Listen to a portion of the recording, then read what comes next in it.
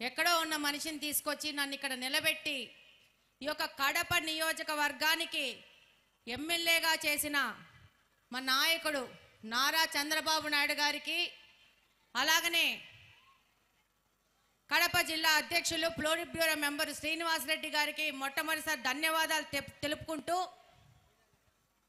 ఈ యొక్క కార్యక్రమానికి ముఖ్య అతిథిగా వచ్చిన కొనిదెల పవన్ కళ్యాణ్ గారు డిప్యూటీ సీఎం గారికి నమస్కారాలు తెలియజేసుకుంటూ, అలాగనే వేదిక మీద ఉన్న పెద్దలు ఉపాధ్యాయ శాసనమండలి సభ్యులు వి రామచంద్రారెడ్డి గారికి, అలాగనే కడప జిల్లా ఎమ్మెల్యేలు చైతన్య గారికి, వరదరాజరెడ్డి అన్న గారికి, అలాగనే కడప జిల్లా కలెక్టర్ గారు శ్రీధర్ చెరుకూరి గారికి, అలాగనే పంచాయతీరాజ్ కమిషనర్ కృష్ణ చైతన్య మైలవరపు గారికి, అలాగనే జిల్లా ఎస్పీ విద్యాసాగర్ నాయుడు గారికి, అలాగనే జాయింట్ కలెక్టర్ అతిథి సింగ్ గారికి, అలాగనే ఆర్డీఓ జాన్ ఇర్వాన్ గారికి, కమిషనర్ మనోజ్ రెడ్డి గారికి, అలాగనే ఆర్జేడి శామ్యూల్ గారికి, డిఈఓ మీనాక్షి గారికి, హెచ్ఎం నాగమణి గారికి, ఎస్ఎంసి చైర్మన్ శ్రీమతి శైలజ గారికి ధన్యవాదాలు తెలుపుకుంటూ, ఈరోజు పిల్లల భవిష్యత్తే మన సమాజానికి పునాది అని చెప్పి ఈ యొక్క పేరెంట్ టీచర్ మీటింగ్ అనేది ఒక ప్రోగ్రాము తయారు చేసుకుని ప్రత్యక్షంగా ప్రజాప్రతినిధులు, అధికారులు ప్రజల దగ్గరికి వచ్చి, విద్యార్థుల దగ్గరికి వచ్చి, విద్యార్థుల యొక్క పేరెంట్స్ దగ్గరికి వచ్చేసి వాళ్ళ సమస్యలు విని ఈ యొక్క విద్యారంగంలో సమూల ప్రక్షాళన చేస్తూ విద్యార్థులకి సరైన బోధన ద్వారా ముందుకు తీసుకెళ్లాలని ఒక ప్రయత్నం ఈరోజు కూటమి ప్రభుత్వం చేస్తూ ఉంది. ఇది గొప్ప పరిణామానికి మొదటి మెట్టని తెలియజేసుకుంటున్నాను. ఈ యొక్క మెయిన్ స్కూల్ ఏర్పడి దాదాపు 167 సంవత్సరాలు కావస్తా ఉంది. చాలా ప్రతిష్టాత్మకమైన స్కూల్. మీ అందరికీ తెలుసు, నేను కూడా ఇదే కడపలో గాంధీ మున్సిపల్ స్కూల్లో చదివినాను. ఇక్కడే ఆర్ట్స్ కాలేజ్లో చదివినా నేను. ప్రతి ఒక్కరూ ప్రతిభావంతులు ఎక్కడి నుంచి పుడతారంటే గవర్నమెంట్ స్కూల్స్ నుంచే పుడతారనేది నా ప్రగాఢ విశ్వాసం. దాదాపు 160 సంవత్సరాలు పూర్తి చేసుకున్న ఈ స్కూల్ యొక్క పరిస్థితులు, ఇందులో మనకి ఇంకా కావాల్సిన మౌలిక వసతుల కల్పన గురించి మనం ముఖ్యంగా మాట్లాడుకోవాల్సిన అవసరం ఉంది. మే 13వ తేదీ నేను ఇక్కడ వచ్చి పోలింగ్లో ఇక్కడికి వచ్చాను. ఆ రోజు కూడా గత ప్రభుత్వం నాడు నేడు అని చెప్పేసి గొప్పలు చెప్పుకుంటున్న ఆ పథకం ద్వారా కట్టిన రూములు అప్పటికి కూడా పూర్తి కాలేదు. 5 సంవత్సరాలు వాళ్ళు పేరుకు మాట్లాడుకున్నారు నాడు నేడు అని చెప్పేసి. ఈరోజు ఈ యొక్క కూటమి ప్రభుత్వం వచ్చినాక ఆ యొక్క బిల్డింగ్లు పూర్తి చేయడానికి ఎంతగానో ప్రయత్నం చేస్తూ ముందుకెళ్తాందన్న విషయం ఇక్కడున్న ప్రతి ఒక్క విద్యార్థికి, ప్రతి ఒక్క టీచర్కి తెలుసు. ఈరోజు స్కూళ్ళ గురించి మాట్లాడుకుంటే కడప నియోజకవర్గం గురించి మాట్లాడుకోవాల్సిన అవసరం కూడా ఉంది. ఈరోజు మీ అందరికీ తెలుసు,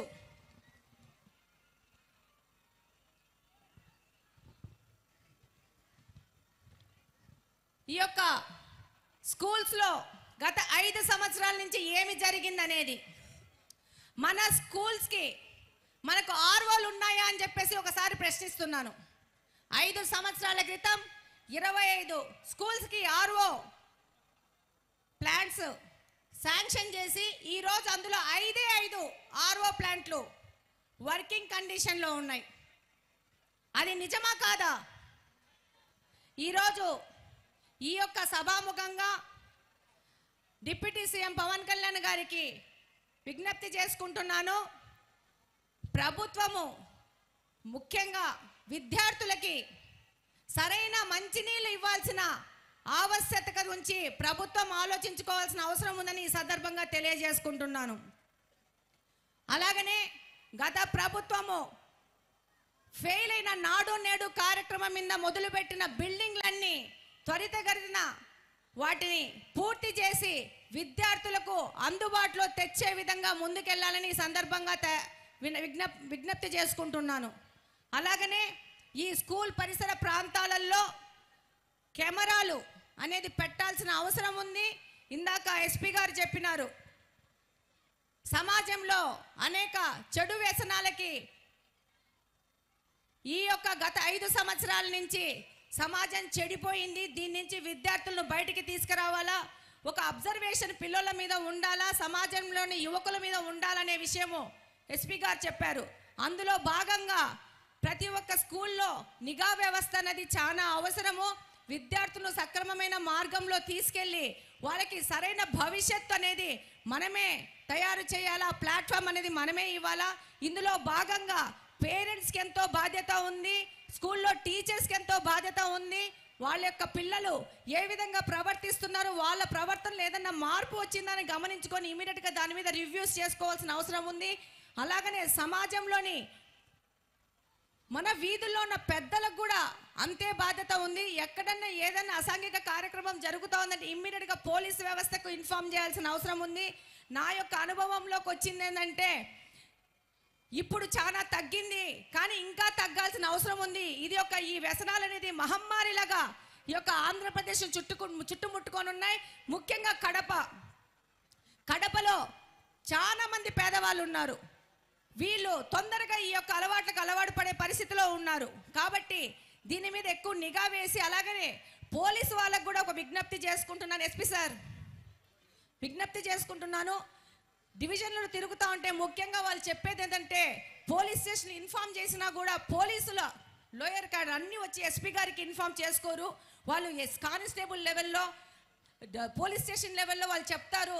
అప్పుడు వాళ్ళు అలర్ట్గా వెంటనే రియాక్ట్ అవ్వట్లేదని చెప్పి ఈ విషయంలో కూడా మీరు కూడా రివ్యూ చేసుకుని వాళ్ళకు కూడా కౌన్సిలింగ్ ఇవ్వాల్సిన అవసరం ఉంది. చాలా మంది పోలీసు వాళ్ళు ఈ యొక్క వ్యసనాలకు బారిన పడ్డ వాళ్ళ మీద కంప్లైంట్ ఇస్తే వాళ్ళు ఎక్కడ దాడి చేస్తారన్న భయంతో వాళ్ళు ముందుకు రావట్లేదనేది తల్లిదండ్రులు, ముఖ్యంగా తల్లులు మా యొక్క దృష్టికి తీసుకురావడం జరిగింది. కాబట్టి ఆ విధంగా కూడా పోలీసు వాళ్ళకు కూడా మీరు స్పెషల్ ట్రైనింగ్ ఇచ్చి కౌన్సిలింగ్ ఇచ్చి ముందుకు పంపించాల్సిన అవసరం ఉంది. ప్రతి ఒక్క తల్లి దీని నుంచి మా పిల్లల్ని కాపాడండి అని విజ్ఞప్తులు చేసుకున్న పరిస్థితి ఈరోజు రాష్ట్రంలో ఉన్నదని ఈ సందర్భంగా తెలియజేసుకుంటున్నాను. ఇక్కడున్న ప్రతి ఒక్కరూ సేవ్ కడప, సేవ్ ఆంధ్రప్రదేశ్ అని ఇందాక పోస్టర్ రిలీజ్ చేసినాము. దీని మీద అందరం పాటుపడాల్సిన అవసరం ఉంది. ఇంకొక ముఖ్య విషయము, ఇది నా కడప నియోజకవర్గం గురించి మాట్లాడుతూ ఉన్నాను. డిప్యూటీ సీఎం గారు, మాది కార్పొరేషన్లో మాకు ఈ రోజున్న పరిస్థితికి నేను 5 నెలలైందంటే 6 నెలలైంది ఎమ్మెల్యేనయ్యి. నేను లర్నింగ్ పీరియడ్లో ఉన్నాను. నాకు ఎంతో బాధ అవుతా ఉంది ఈరోజు వింటుంటే. ఇంతకుముందు కార్పొరేషన్స్ అంటే నిధులు ఎక్కువగా ఉండేటివి కార్పొరేషన్ డెవలప్మెంట్ కోసం.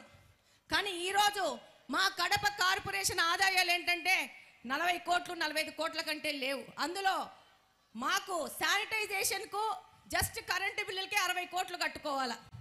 ఇంకా మిగతా మౌలిక వసతుల కల్పన ఎక్కడి నుంచి చేస్తామో అర్థం కాని పరిస్థితిలో ఉంది. ఈరోజు మీరు పంచాయతీరాజ్ మంత్రి గారు, కానీ నరేగా నిధుల ద్వారా గ్రామాలకి పెద్ద ఎత్తున నిధులు వస్తున్నాయి. ఈరోజు నేను అసెంబ్లీలో కూర్చొని మిగతా ఎమ్మెల్యేలను అడుగుతున్నాను, మీకు నరేగా ద్వారా ఎంత నిధులు వచ్చాయని చెప్పేసి. వాళ్ళు చక్కగా 30 కోట్లు వచ్చాయి, 40 కోట్లు అని చెప్తా అంటే మాకు 15th ఫైనాన్స్ కమిషన్ కింద 4 కోట్లు వచ్చాయి. మాకు దాదాపు 5 లక్షల పైచిలుకు జనాభా, 5 లక్షల పైచిలుకు జనాభా ఒక చిన్న ప్రదేశంలో. నాది కంప్లీట్గా అర్బన్ కాన్స్టిట్యున్సీ, విస్తీర్ణం తక్కువ. ఈ విస్తీర్ణంలో ఎక్కువ మంది ప్రజలు ఉండడం వల్ల మౌలిక వసతుల కల్పనలో విపరీతమైన సమస్యలు ఉన్నాయి. శానిటైజేషన్, వాటర్, రోడ్లు. నేను ఈ 6 నెలల నుంచి ఒకటే విషయం మీద పోరాడుతూ ఉన్నాను. మాకు మంచినీళ్ళు కావాలా. మాకు పరిస్థితి ఏంటంటే ఈరోజు మా యొక్క కడప నియోజకవర్గంలో డ్రైనేజ్ వాటరే మళ్ళా పెన్నాలోకి కలిసి అదే వాటరే పంపు చేసుకొని తాగుతున్న పరిస్థితి ఏర్పడతా ఉంది. మాకు వాటర్ ట్రీట్మెంట్ ప్లాంట్ లేదు. ఇది 20 సంవత్సరాలైంది కార్పొరేషన్ ఏర్పడి, జిల్లా హెడ్ క్వార్టర్స్ కడప. కానీ ఈ హెడ్ క్వార్టర్స్లో మనకు వాటర్ ట్రీట్మెంట్ ప్లాంట్ లేదు. పంపు చేసి బోర్లేసి నీళ్లు ఇళ్ళకు సప్లై చేస్తున్నారు. అది 5-6 రోజులకు ఒకసారి నీళ్లు సప్లై చేసే పరిస్థితి ఉంది. మురికి నీళ్ళు వచ్చిన పరిస్థితి ఉంది. మాకు ఒక ఎస్టీపీ లేదు. మాకు ఒక సమ్మర్ స్టోరేజ్ ట్యాంక్ లేదు. ఈరోజు మేము డిసెంబర్లో ఉన్నాం. ఈ రోజు కూడా 2-3 రోజులకు ఒకసారి నీళ్లు వదిలే పరిస్థితి ఉంది.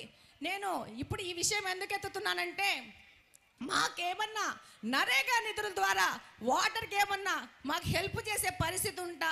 కడప నియోజకవర్గము, కడప జిల్లా నుంచి 2 ముఖ్యమంత్రులు ఇచ్చిన జిల్లా ఇది. కానీ కడప హెడ్ క్వార్టర్స్లో మంచినీళ్ళు లేని పరిస్థితుల్లో మేము అతలాకుతలం అవుతున్నాం. ఈ యొక్క పెద్ద వేదిక ద్వారా ప్రతి ఒక్కరి దృష్టికి తీసుకురావడానికి ఈ విషయం చెప్తున్నాను. మనము ప్రజలకి మంచి నీళ్లు, మంచి రోడ్లు ఇస్తే వాళ్ళు అద్వారా అభివృద్ధి చేసుకోవడము, వ్యాపారాలు చేసుకోవడం ముందుకెళ్లే పరిస్థితి ఉంది. నేను ఇక్కడే ఉంటాను. నేను ప్రతి ఒక్క రోజు నీళ్లు కొనుక్కొని వాడతాను.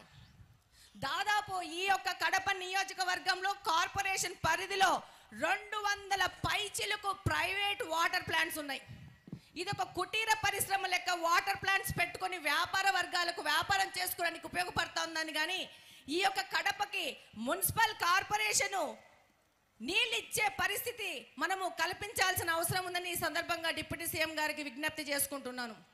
ఇది చాలా క్రానిక్ ప్రాబ్లము. ఈరోజు కిరాణా స్టోర్స్లో కూడా సైడ్ బిజినెస్ కింద చిన్న వాటర్ ప్లాంట్ పెట్టుకొని అమ్ముకుంటున్నారు. ఇంకొక ముఖ్య విషయం ఏంటంటే, మీ దృష్టికి తీసుకురావాల్సిన అవసరం ఉంది. వాటర్ ట్రీట్మెంట్ ప్లాంట్లో ట్రీట్మెంట్ అయిపోయినాక ప్యూర్ వాటర్ తీసుకున్నాక రిలీజ్ అయ్యే ఇంప్యూర్ వాటర్ని కూడా డ్రమ్ముల్లో వచ్చి పట్టుకొని వెళ్ళి వాళ్ళ నిత్యావసర అవసరాలకు వాడుకున్న పరిస్థితిలో ఈ కడప ఉంది. ఈ మేజర్ ఇష్యూని ఇన్ని సంవత్సరాలు ఇతర పార్టీ వాళ్ళు ఎందుకు దీని మీద దృష్టి సారించలేదో నాకు అర్థం కావట్లేదు. ఒక్కొక్క ఎమ్మెల్యే 10 సంవత్సరాల నుంచి గెలిచానని చెప్తున్నారు. కానీ ఈ 10 సంవత్సరాల్లో వాళ్ళు 10% కూడా వాళ్ళ దృష్టి ఈ నీళ్ళ మీద వాళ్ళు కేంద్రీకరించింటే ఈరోజు కడపకి పరిస్థితి వచ్చేది కాదు. కాబట్టి ఈ సందర్భంగా ఇక్కడ ఇంతమంది అధికారులు ఉన్నారు. ఈ దృష్టిని మీ దృష్టికి తీసుకోవాలనే ముఖ్య ఉద్దేశంతోనే ఈ సమస్యను మీ దృష్టికి తీసుకొని వస్తున్నాం. మాకు రోడ్లైనా ఎంతో కొంత వేసుకుంటాం, ముందుకెళ్తాం. శానిటైజేషన్ కాలువలు ఎట్లో అట్లా చేసుకుంటాం. కానీ ఈ మంచినీళ్ళు అనేది బయట నుంచి తెచ్చుకోవాల్సిన అవసరం ఉంది. దానికి సంబంధించిన ట్యాంకులు కట్టుకోవాల్సిన అవసరం ఉంది. కొంచెం ఒక చిన్న ఇంపార్టెన్స్ ఇచ్చి కడప నియోజకవర్గము రాయలసీమలో వెనకబడిన ప్రాంతము. ఇది మాకు 2 ముఖ్యమంత్రులు ఇచ్చింది అదృష్టమో దురదృష్టమో అది ప్రజలు ఒకరినొకరు ప్రశ్నించుకోవాల్సిన అవసరం ఉంది.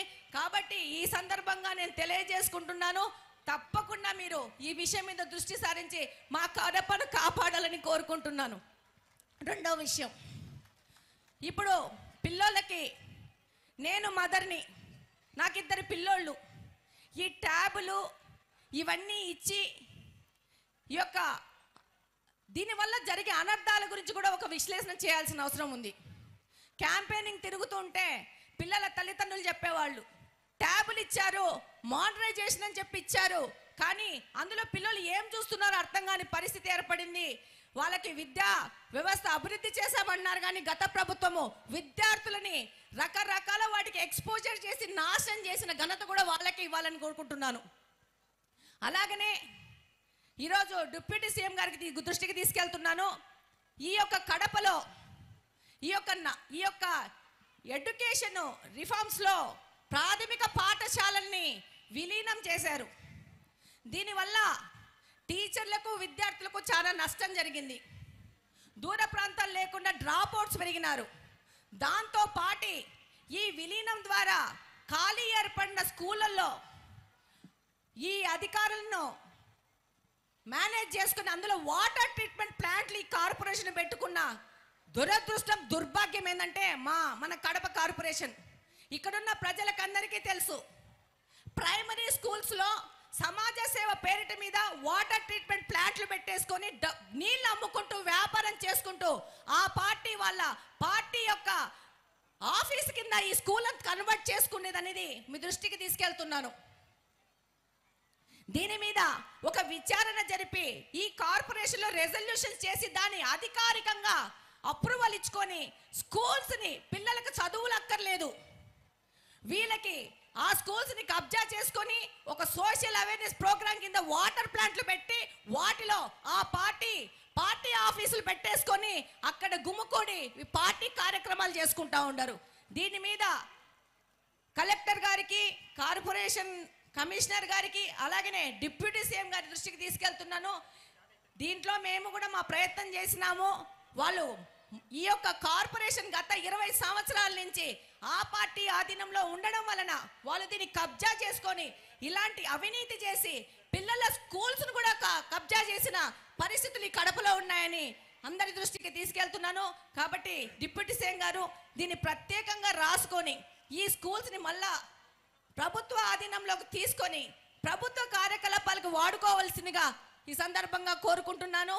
నాకు ఈ అవకాశం ఇచ్చిన పెద్దలందరికీ ధన్యవాదాలు తెలియజేసుకుంటూ ఆల్వేస్ కడప నియోజకవర్గ అభివృద్ధి మాత్రమే ధ్యేయంగా పనిచేస్తామని తెలియజేసుకుంటున్నాం. Thank you very much. చాలా మంచి సందేశం అందించారు. Thank you madam.